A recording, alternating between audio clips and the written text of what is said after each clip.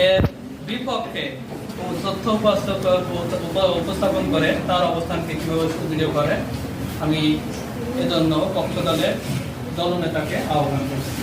সম্মানিত সভাপতি এবং মাননীয় মডারেটর এবং উপস্থিত সকল শ্রোতাবৃন্দ এবং আমার বিপরীত পক্ষের সকল বন্ধুদের জানাই আমার নমস্কার।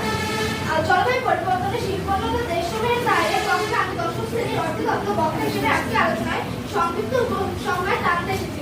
আর মাননীয় মডারেটর, আপনাকে আন্তরিকভাবে ধন্যবাদ জানাই আমাকে এই সুযোগ করে দেওয়ার জন্য। আমার পূর্ববর্তী বক্তারা স্পষ্টভাবে প্রমাণ করেছেন যে শিল্পোন্নত দেশগুলো ইতিহাসের সবচেয়ে বেশি পরিবেশ দূষণ করছে।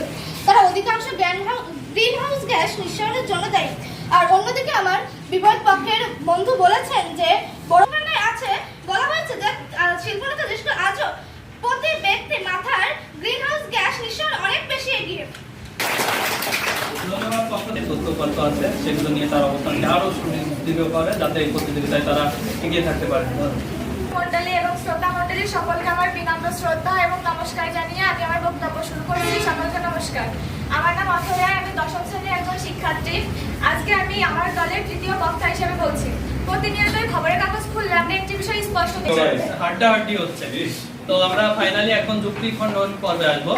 যুক্তি খণ্ডন পর্বে তো এতক্ষণ ধরে পক্ষ দল এবং বিপক্ষ দলের প্রথম বক্তা, দ্বিতীয় বক্তা, তৃতীয় বক্তা অনেক যুক্তি। ইতিহাসবিদ একটি সূত্রে বলেছিলেন যে শিল্পোন্নত জাতিগুলোর বৈশ্বিক উষ্ণতার ঐতিহাসিক দায় অস্বীকার করা যায় না। তারা শিল্প বিপ্লবের সুফল ভোগ করছে, কিন্তু পরিবেশের ক্ষতি বোঝা গোটা পৃথিবীর উপর চাপিয়েছে।